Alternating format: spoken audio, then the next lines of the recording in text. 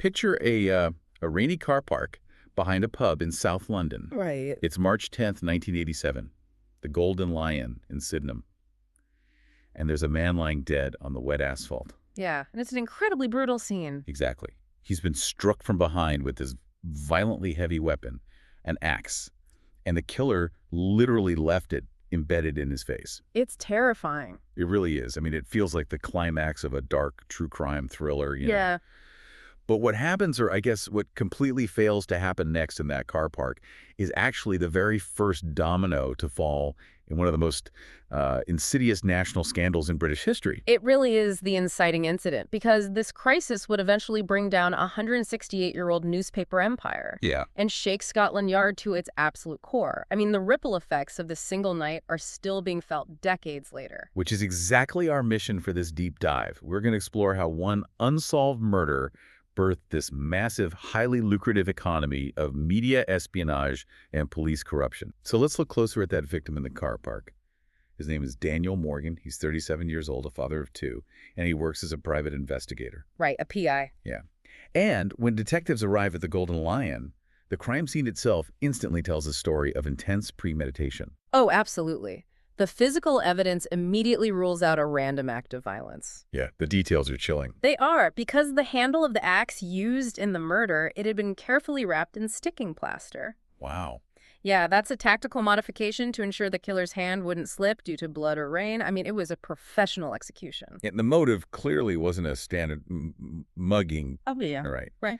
I mean, yes, his Rolex watch was stolen. Right. And one trouser pocket was torn open. Right. But another pocket, which had his credit cards and like £1,000 in cash, was completely untouched. Which is incredibly telling. Right. If you're robbing someone in 1987, you do not leave £1,000 in cash behind. You really don't. Yeah. Which forces investigators to look at the victim's immediate circle. You know, standard police procedure dictates that you look at who the victim was last seen with. And in this case, it was his business partner, a man named Jonathan Rees. They ran a private investigation firm together called Southern Investigations, and they had just spent the evening drinking together in that very pub. And the sources show there was already massive documented tension between the two partners. Oh, definitely. Yeah, Morgan had reportedly confided in his brother Alistair that he was deeply suspicious of Rees. Specifically, they were fighting over a missing £18,000 in cash from a client. A client called Belmont Car Auctions. Exactly. And Rees claimed he was robbed of the money after a banknight safe was mysteriously glued shut, making it impossible to deposit the cash. Which is a remarkably convenient hardware malfunction. Right. So naturally, Jonathan Rees becomes the prime suspect from day one. He is brought into the local police station the morning after the murder to be interviewed. And this is where the entire trajectory of British justice takes a massive detour. Okay, let's unpack this. Because the police work here goes from standard homicide procedure to just absolutely surreal. It really does. The officer assigned to interview the prime suspect is Detective Sergeant Sid Fillery.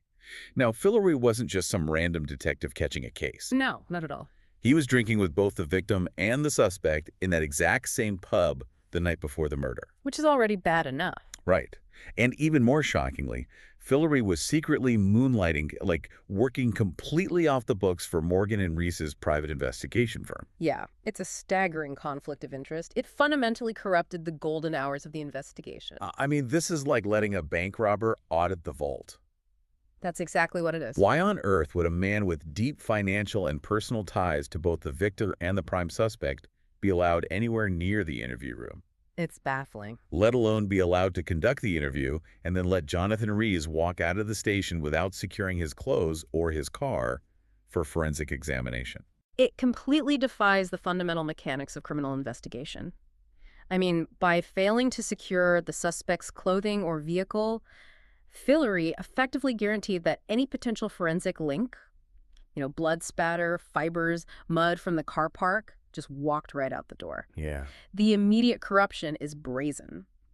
Now, Fillery was eventually removed from the case after a few days, once the conflict became too obvious to ignore, but the tactical damage was already done. Right. The evidence simply wasn't preserved. Exactly. And the follow-up is just as wild. Fillery eventually retires from the Metropolitan Police on a medical pension, claiming depression. And astoundingly, where does he go to work? He goes to work for Jonathan Rees. literally taking Daniel Morgan's old desk as the new partner at Southern Investigations. The audacity of that revolving door between the police station and the private investigation firm is just chilling. Yeah, it's unbelievable. And to add profound weight to this, we have the testimony of an accountant for their firm, a man named Kevin Lennon. Oh, right, the accountant. Yeah. Lennon actually testified under oath that months before the murder, Reese had claimed he found a quote-unquote perfect solution to his ongoing disputes with Daniel Morgan. Wow. Reese allegedly told Lennon that his police friends at the Catford Nick, that's the local police station, would arrange the murder for him. So because that initial investigation was so thoroughly compromised by the very people tasked with solving it, Reese and Fillory entirely escaped justice. They did. But here's where it gets really interesting. Because they didn't just lay low and count their blessings.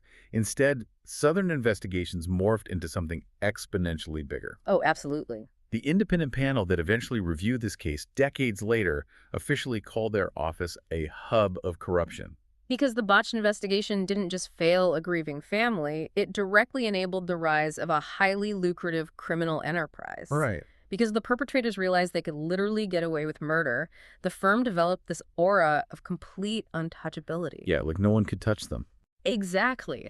They realized that if the police wouldn't arrest them for an axe in the face, they certainly wouldn't arrest them for white-collar information theft. I mean, they essentially built a dark web data cartel using analog bribes. That's a great way to put it. The scale of this is just hard to wrap your head around.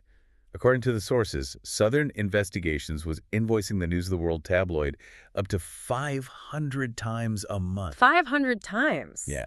They were making 150,000 pounds a year just from that one newspaper. And they weren't just taking, like, grainy photos through restaurant windows. No, this was much more advanced. They were using specialized blaggers and corrupt cops, like a detective constable named Tom Kingston, to steal highly confidential data. And to understand the mechanics of this, we really have to look at how blagging actually works. Yeah, explain that, because it's wild. Well, you don't need to be a brilliant computer hacker to steal data in the 1990s. You just need extreme confidence and insider knowledge. So a blagger would call up a clerk at the DVLA, that's the agency that registers all vehicles in the UK. They would pretend to be a police officer, use a bit of stolen police jargon, confidently drop the name of a real commanding officer, and just demand the home address attached to a specific license plate. Yeah. It was industrial-scale social engineering. And they were pulling data from everywhere. The police national computer, private bank accounts, medical records. Nothing was safe.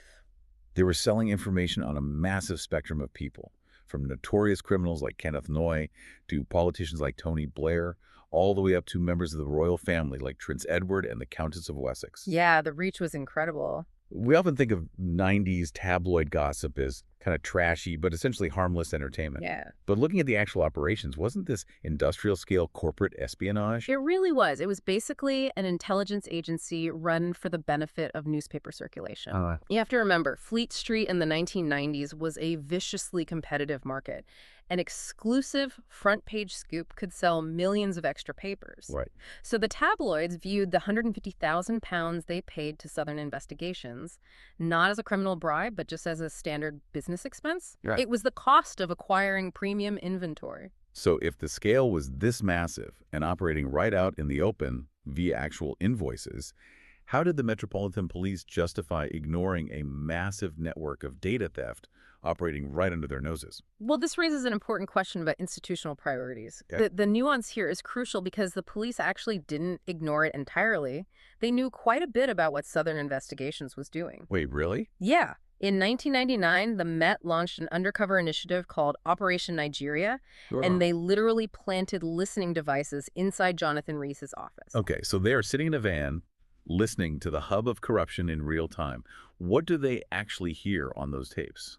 They captured Reese plotting to plant cocaine on an innocent mother who was embroiled in a child custody dispute. Oh my God. Yeah, simply to help his client win the case. It was a horrific conspiracy to destroy a woman's life. That is evil. It is. And the police acted on that specific intelligence. Reese was convicted for the drug plot and sentenced to 7 years in prison. Okay, so they caught an individual plotting to plant drugs and put him in prison. But that feels like cutting off a single diseased branch while completely ignoring the rotting root system. Exactly. The Met had the ledgers, they had the bug conversations, proving journalists were paying these bribes to corrupt police officers. Why didn't they roll up the entire network? Because taking down a corrupt private investigator is standard police work. Taking down the editors and executives of the most powerful media empire in the country. Yeah. That requires political capital that the Metropolitan Police simply did not want to spend. The police and the press had a deeply symbiotic relationship. Officers regularly leaked stories to reporters for cash, and top brass relied on the tabloids for favorable public relations. Right. By refusing to pursue the media executives who were funding the corruption, the Met codified a culture of absolute impunity. A culture of impunity that leads directly, logically, and tragically to the next chapter. Yes. Because the exact same private investigators and journalists who cut their teeth bribing corrupt cops through Southern investigations in the 90s didn't just retire. No, they adapted. When technology evolved in the 2000s, they simply upgraded their methods.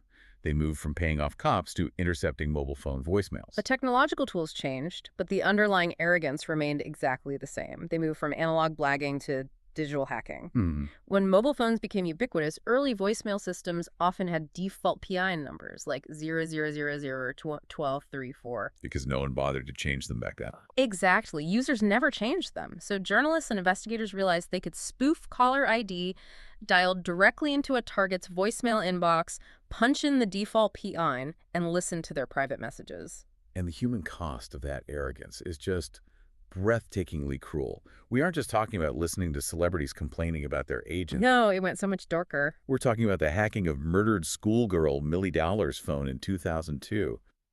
Journalists actually deleted her voicemails when the inbox got full just to make room for new messages to intercept. It's horrific. Because the messages were being deleted, it gave her grieving family false hope that she was still alive and actively checking her phone. Yeah. And they hacked the phones of victims of the 77 London bombings and the grieving families of dead British soldiers. The ethical boundaries were completely erased because the legal boundaries had never been enforced. Yeah. And we can clearly see the chilling crossover between the original Daniel Morgan murder and this new era of phone hacking when we examine an event from 2006. Yes, this part of the sources absolutely blew my mind. It's incredible.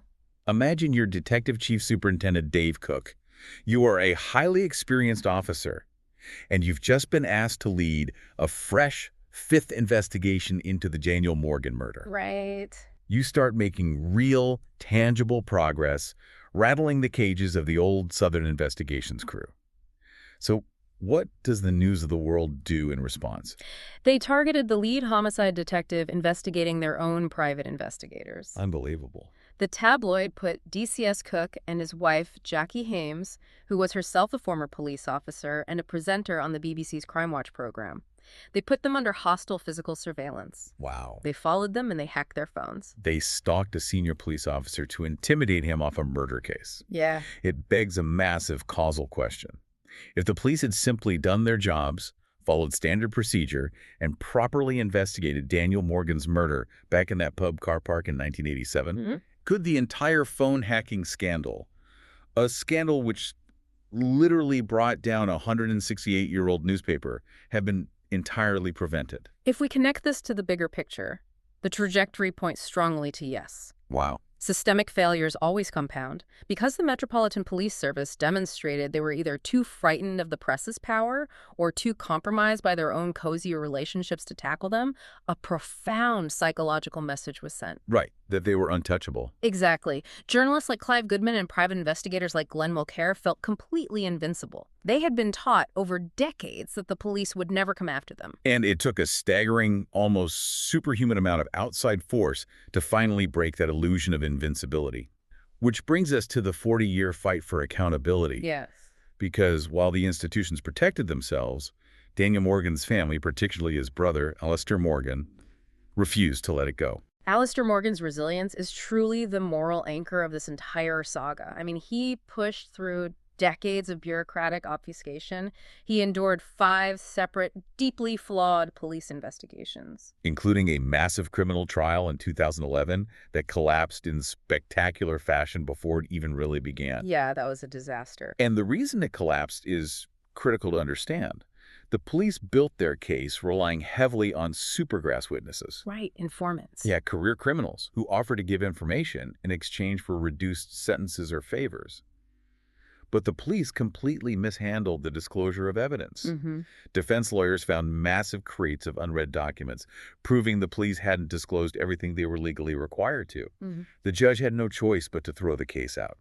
It was a humiliating disaster for the prosecution. It was a catastrophic failure of basic legal procedure, but paradoxically, because the criminal courts completely failed to hold anyone accountable in 2011, the family had only one avenue left to force the truth out. The collapse of the trial directly forced the government's hand, leading to the creation of the Daniel Morgan Independent Panel. And this panel spent years digging through over 1 million pages of documents, finally publishing a monumental report in 2021.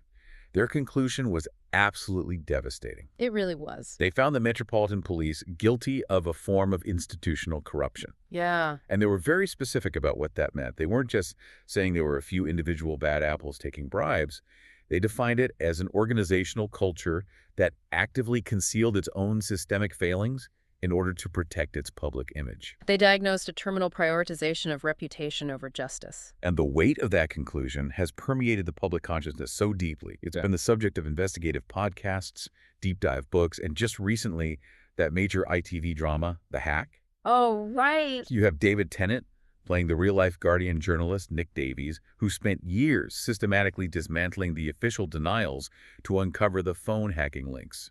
And that kind of media representation is vital because public awareness is the only mechanism that keeps the pressure on these institutions. Exactly. Which brings us to where the Metropolitan Police stand as of our most recent source update today, March 18th, 2026. Let's look exactly at their official stance right now. On one hand, they openly accept that corruption ruined the very first investigation in 1987. They are incredibly keen to point out that they are a completely different police force today.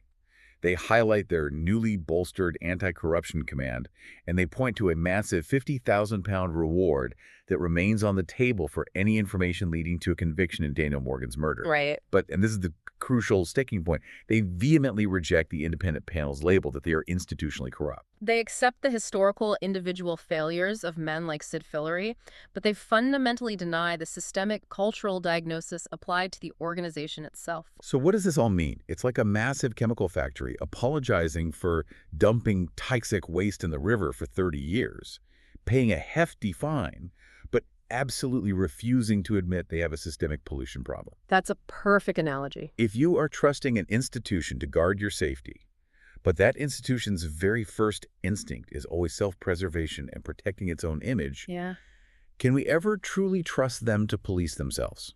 That is the central dilemma of modern democratic governance. What the source material overwhelmingly demonstrates is the absolute non-negotiable necessity of external pressure. Yeah. The Met didn't reform its investigative procedures out of a sudden internal burst of conscience. It took a grieving brother who refused to be quiet for 4 decades. It took independent journalists willing to dig through the dirt when their own industry told them to look away. And it took a public independent inquiry to forcefully drag the truth into the light. It really did. It highlights exactly why critical thinking is so essential when we are consuming any official institutional narrative. An institution will always seek to survive first.